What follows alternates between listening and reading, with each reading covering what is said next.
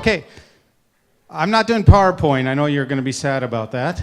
I'm going to start with a question. How many of you are from Singapore, or at least live in Singapore right now? Raise your hand. Okay. How many apps for mobility do you have on your phone right now? 10. He might have a record right there. 2, 5. Okay. Any idea how many mobility services are competing for your attention in Singapore right now? I don't have the exact data here. I do in Barcelona, but in Barcelona there's at least 60 shared mobility operators. There's 9,000 independent taxi drivers. There's probably 20 taxi companies. There's private ride-hailing services and all the public transit services, many of which have their own app. Okay. So 2 days ago, I'm down near the CBD, and I come across this company. They are called Telepod. I see them on the street. I take a picture of them. I'd never heard of them before. Have any of you heard of them before? One person, 2 people, 3. How many have that app on your phone right now? 1. Okay. Look at all the places they've been seen. CNET, BBC World News, Tech Asia. 1 person in this audience has that app on their phone. How do they compete with the Grabs of the world, with all the other major players that are already installed on your phone? They're trying to build their total tech stack in a Web 2.0 environment, proprietary, with a closed network effect, and competing with established players. This is kind of what birthed IoMob, is that there's a growing fragmentation of mobility services, each one with their own application. It doesn't make any sense at all because it results in massive inefficiencies, small companies trying to compete with large ones against network effects they can never create on an equal scale, and none of these services properly interacting with public transit.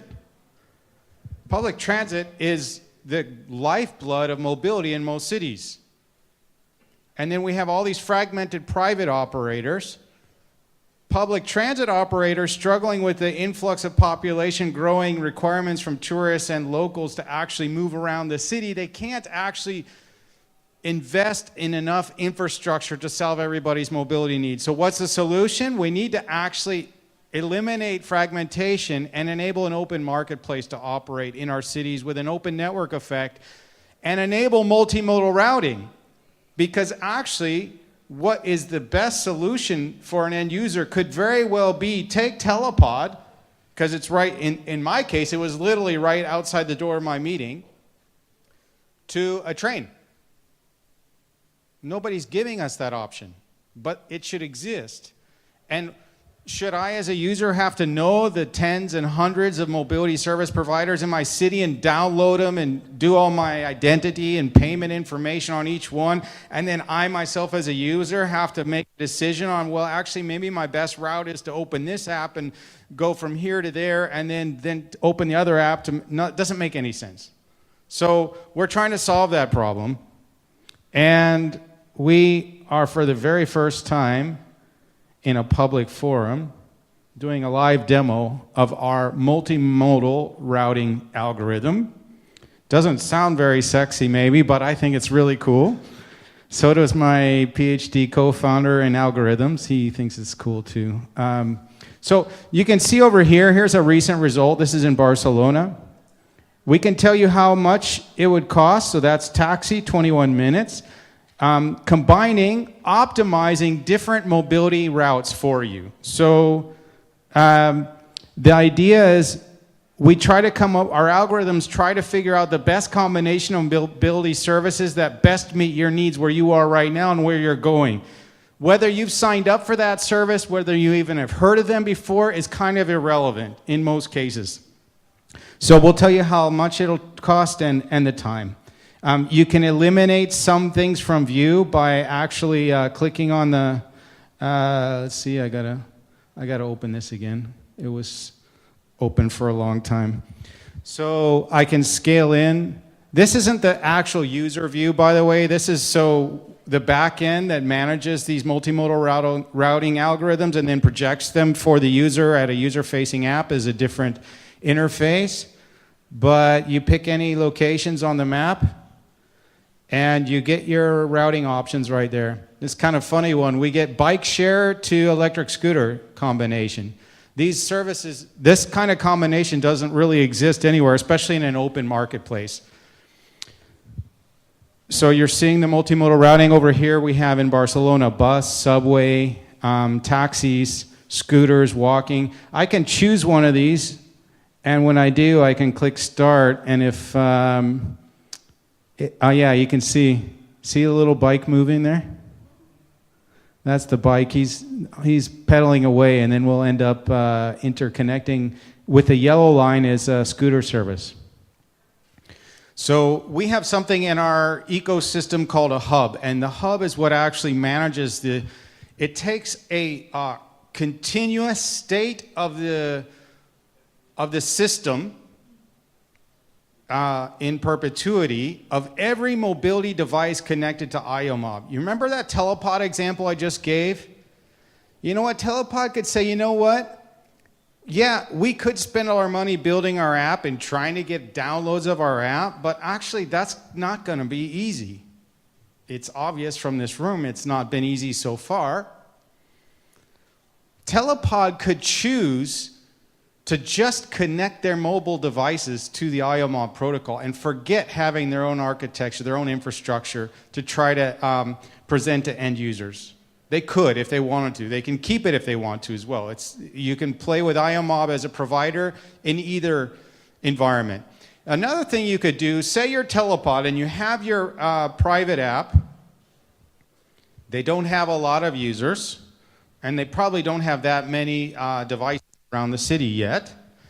So let's say the one person who has their app in this room wants to use it to go from this meeting to CBD or whatever, or somewhere else. That's a long journey on an electric scooter maybe. Pulls out the app, guess what? There's none around. There's no electric scooter around from that app. What does a normal user do in that case? Shut the app down, look for some other service, taxi or something else.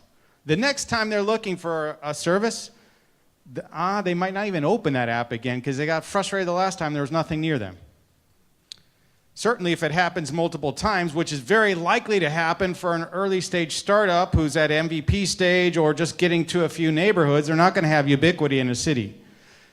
So what if Telepod wrote what we still today are calling smart contracts, but Vitalik has maybe a better word, a persistent script that says, okay, we'll keep our app, but we'll open it to the IoMob protocol when any of our users open the app and there's no Telepod scooter within whatever our data tells us is too far range and that the user is likely to close the app.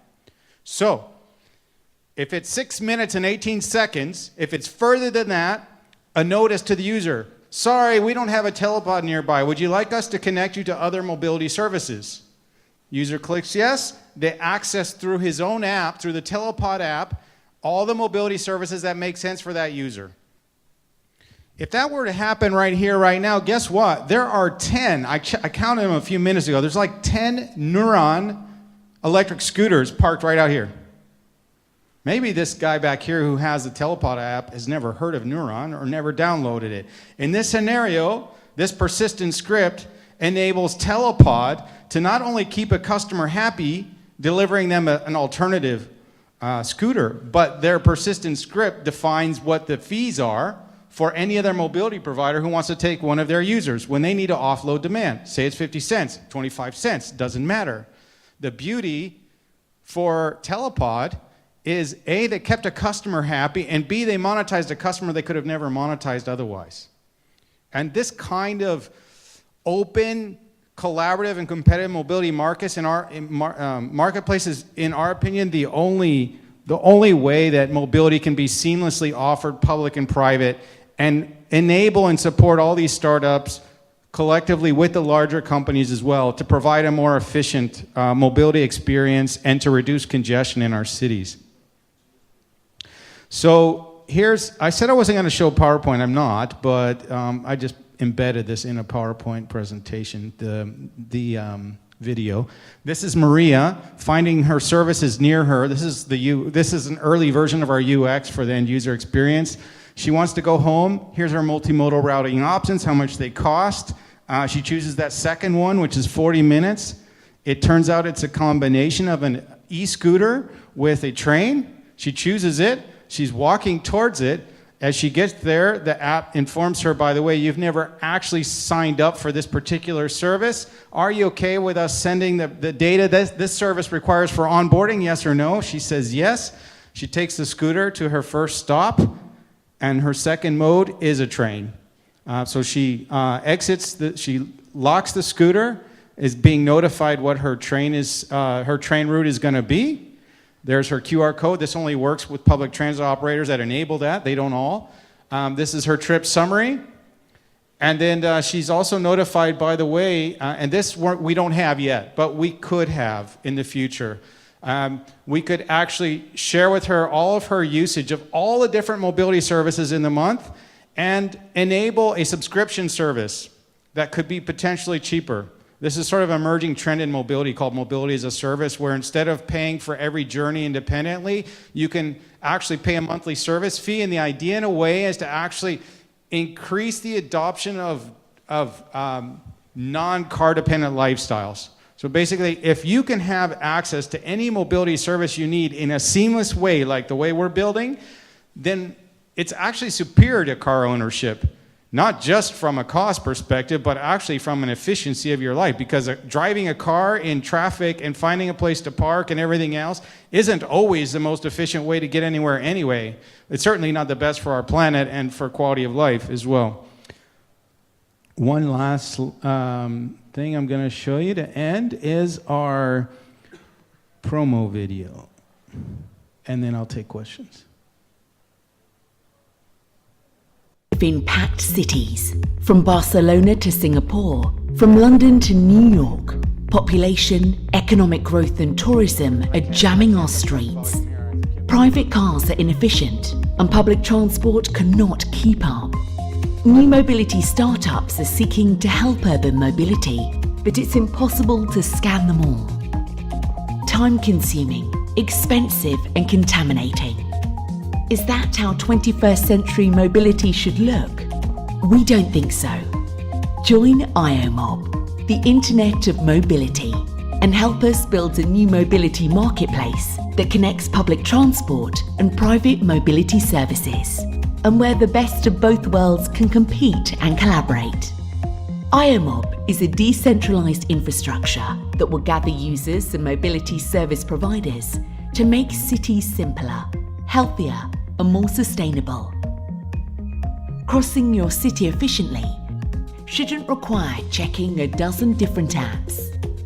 Imagine uniting the majority of the mobility services in the world under the same blockchain-based ecosystem. Imagine being able to discover, sign up for, book and pay for all your mobility needs from a single IoMob-powered app. From catching the metro to sharing a bike or hailing a taxi, in any city of the world. IoMob is a decentralized infrastructure that is not under the control of any single organization, enabling instant access to any legal mobility service in your city, without unnecessary intermediaries, making it cheaper for the consumer and fairer for the provider. Cities are complex and expensive, but moving efficiently around them doesn't have to be. IoMob will accelerate innovation, connecting all current mobility services with the ones to come. Public, private or shared. A global mobility marketplace with the best services at your fingertips. Join the Internet of Mobility. One last thing before I turn it over to Q&A.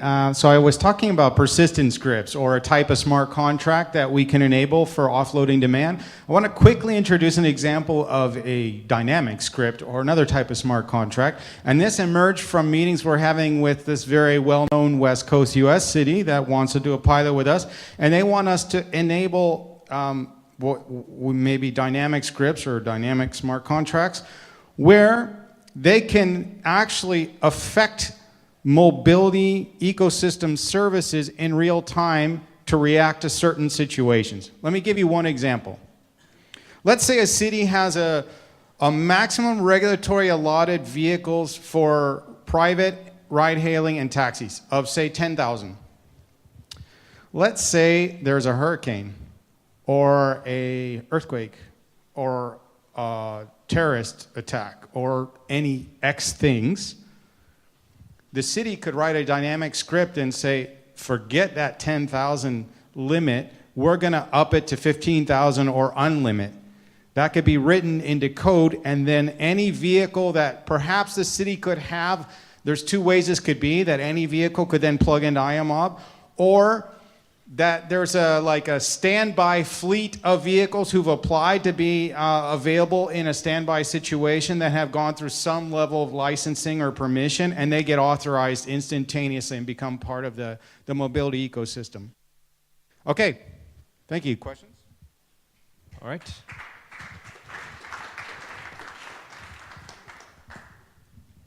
Hi, congratulations for the presentation. You explained very well the problem and the solution.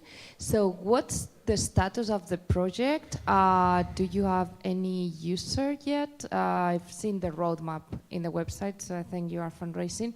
And once you have the funds, what's your strategy in terms of geographic launches, because this depends very much on the cities. So good question. On yeah, Barcelona, on this West Coast city you mentioned in the US, or Singapore.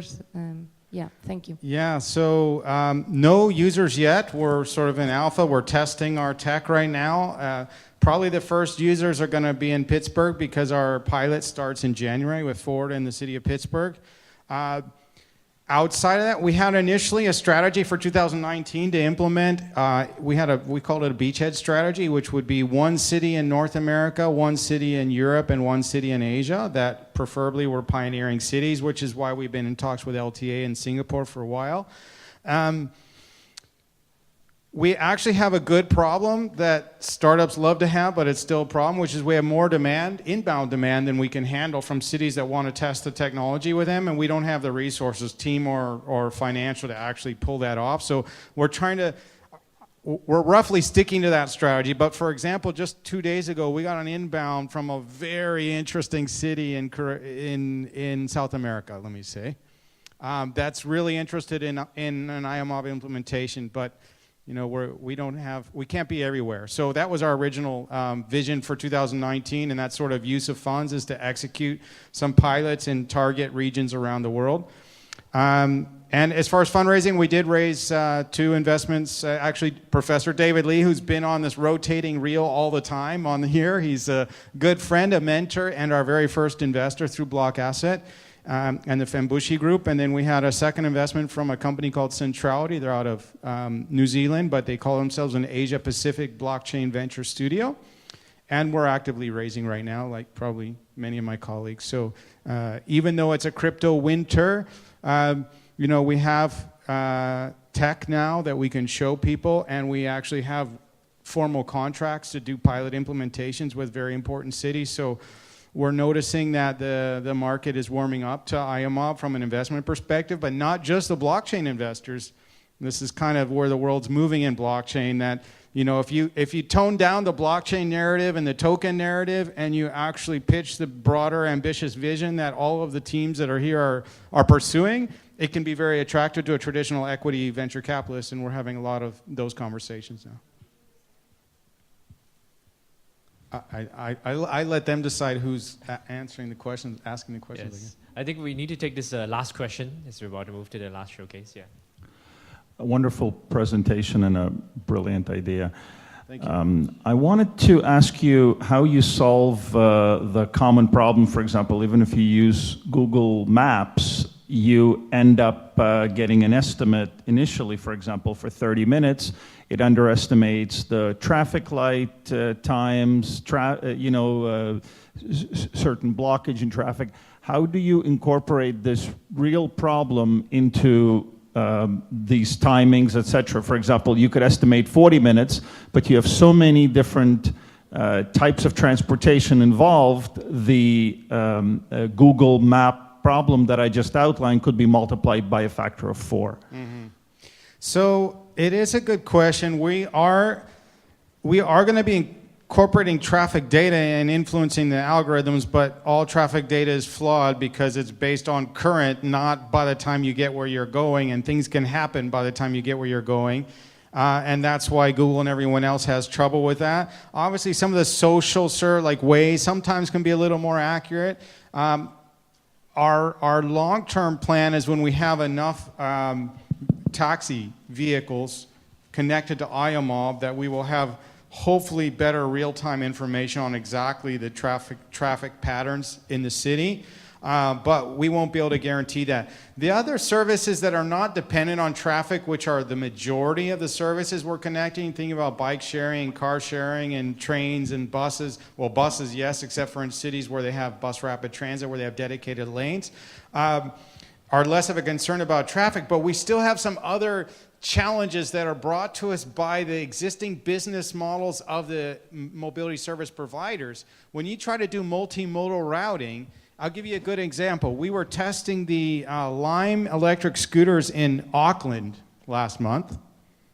They were quite fun to use, but we had a problem in terms of incorporating them into a multimodal routing algorithm. Lime does not allow booking.